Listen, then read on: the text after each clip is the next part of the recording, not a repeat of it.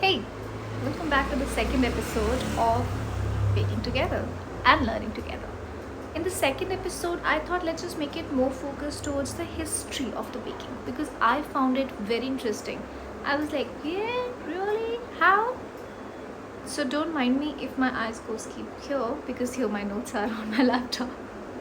Okay, let's get started. So, where did baking come from? The history that started it all. Baking is one of the fastest growing profession in the world right now, and thousands of skilled bakers are needed every single year. But before we move forward of where this baking is going, let's just understand where this came from. And trust me, this is very interesting. Even I was intrigued, like wow. Today, the professions of bakers and pastry chef are growing quickly and changing rapidly. Today, the professions of bakery and pastry chefs is just growing rapidly but also changing rapidly. The industry is both challenging and rewarding and generally offers ambitious people the chance to build a real and a satisfying career, something creative every day. That's where I am up to and you are up to now as well because you're watching this video. But to truly understand professional baking, we have to start at the very beginning. Grains. These have been the most important food in the human diet since prehistory time. So it's almost not an exaggeration to say that baking is nearly as old as the human race itself. The earliest, quote unquote, the earliest development of grain food took place mostly in the eastern Mediterranean, a region where wild grains were specifically abundant thousands of years ago. I know the grains were available, but how did humans understood this early of how to consume it? How Here's how it went step by step.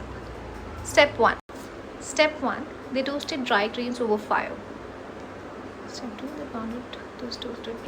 they pounded those toasted grains into a rough meal using those rock.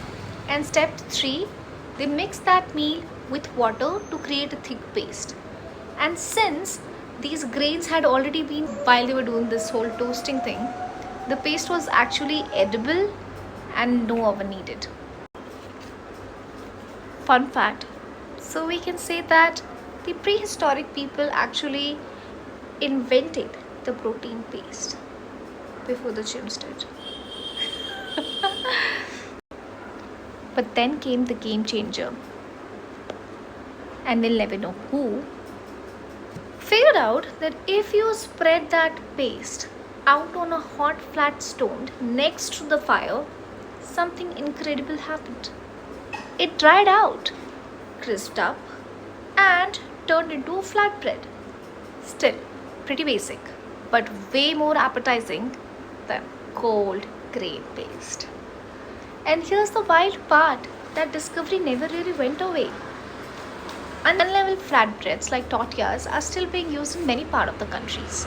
And they're like tortillas, chapati, they're still like major staple food in cultures all around the world today.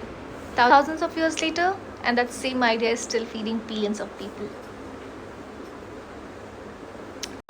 Okay, now let's just lock in whatever we learned. Grains, oldest staple food. Eastern Mediterranean, baking's birthplace. How do exactly they would be eating it? Toast, pound, paste, and then flatbread came into picture. Flatbread is still eaten worldwide today. Simple step, massive impacts. That's the foundation every baker, including us, is building on. Next time we are going to talk about what happened after flatbread. The moment someone accidentally discovered leavening and how that one mistake changed the baking forever. Don't want to miss it? If you're learning something new with every episode, hit subscribe and leave a comment. What's the oldest bread or flatbread from your culture? I would genuinely love to know. See you next week. Happy baking!